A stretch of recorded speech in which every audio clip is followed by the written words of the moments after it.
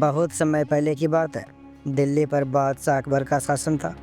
उनके दरबार में बीरबल जैसे बुद्धिमान मंत्री की ख्याति दूर दूर तक फैली हुई थी।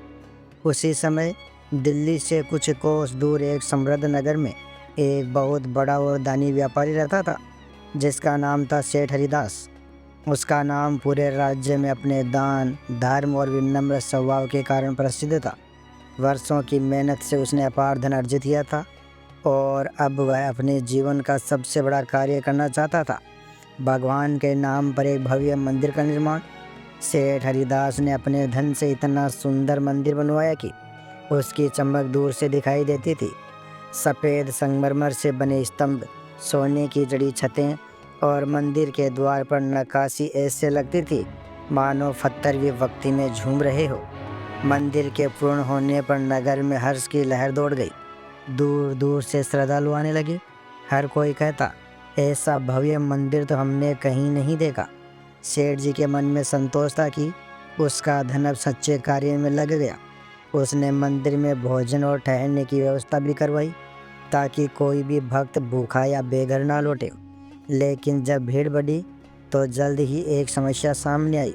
मंदिर की व्यवस्था को संभालने वाला कोई नहीं था। सेठ जी दिन रात सोचने लगे, ऐसे पवित्र स्थान की देख रेख किसी योग्य व्यक्ति के हाथ में ही होनी चाहिए।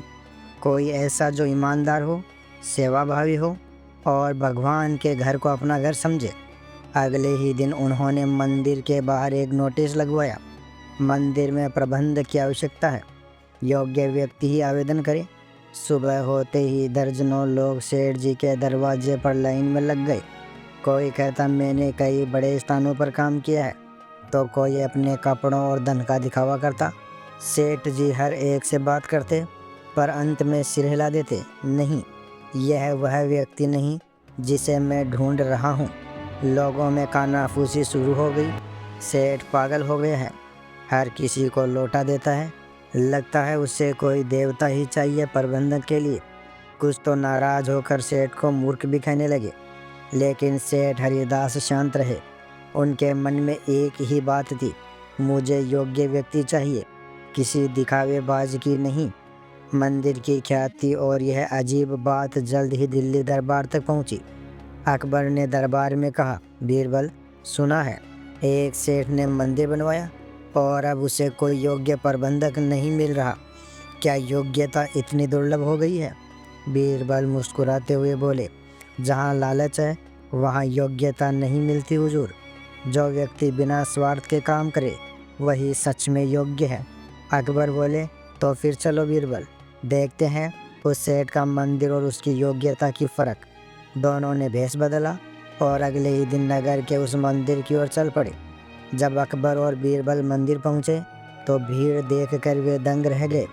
सेठ हरिदास खुद मंदिर के द्वार पर खड़े होकर दर्शनार्थियों का स्वागत कर रहे थे।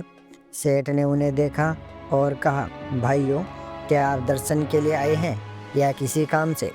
बीरबल ने विनम्रता से कहा, सेठ जी, सुना है आप मंदिर के लिए एक योग्य प्रबंधक ढूंढ रहे हैं। हम भी देखना चाहते हैं, आप योग्यता की पहचान कैसे करते हैं?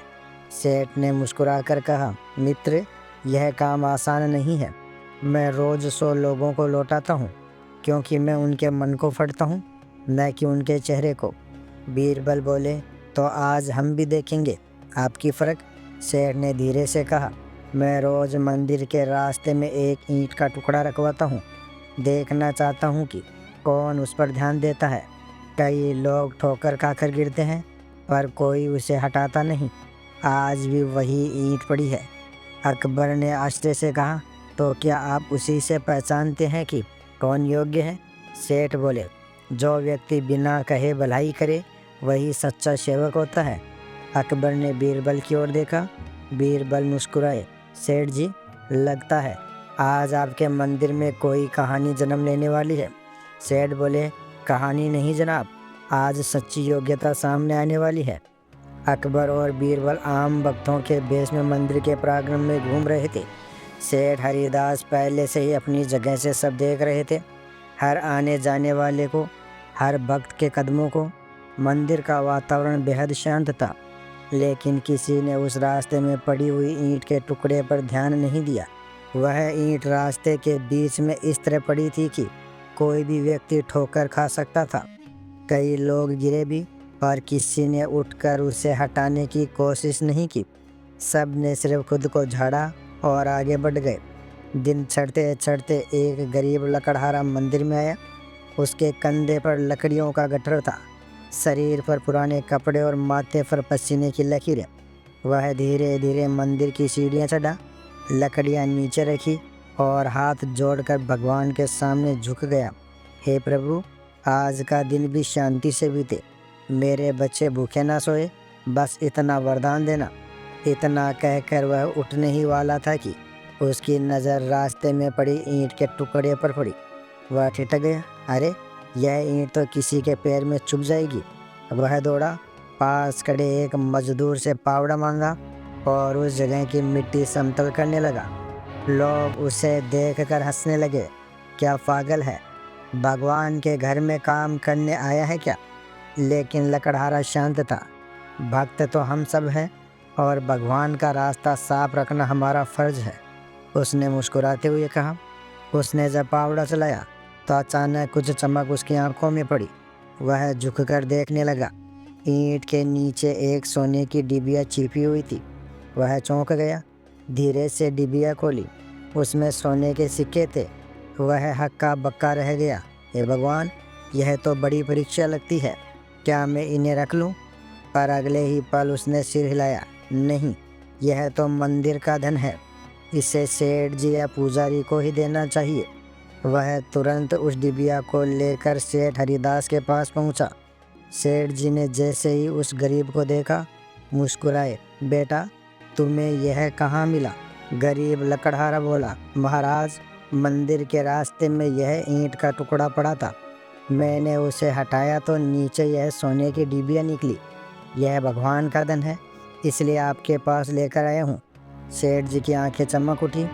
उनके मन में खुशी की लहर दौड़ गई। यही तो वह व्यक्ति है जिसकी मुझे तलाश थी। अकबर बीरबल की ओर देखते हुए बोले, वाह बीरबल, यही तो सच्चा भक्त है। बीरबल मुस्कुराए। हुजूर, यही है सच्ची योग्यता। जिसने लोभ छोड़ कर्तव्य को चुना, वही प्रभु के कार्य के योग्य है। सेठ हरिदास ने उस गरीब लकड़हारे का हाथ थाम लिया और कहा, आज से तुम इस मंदिर के प्रबंधक हो। लकड़हारा पहले तो डर गया, फिर बोला, सेठ जी, मैं तो अनपढ़ हूँ, मैं कैसे?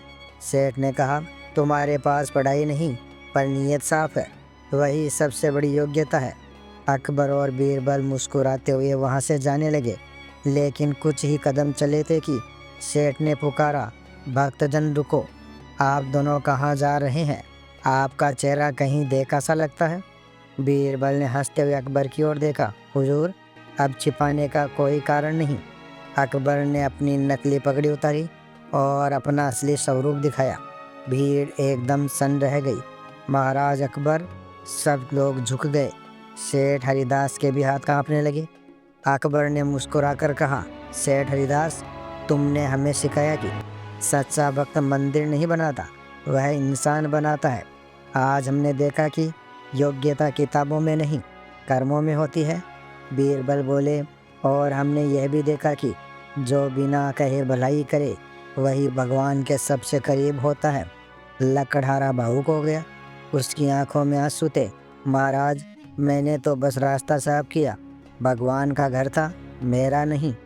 अकबर ने कहा, अब यह मंदिर तुम्हारे भरोसे रहेगा, तुम्हारी सादगी और ईमानदारी ही इस मंदिर की शोभा होगी।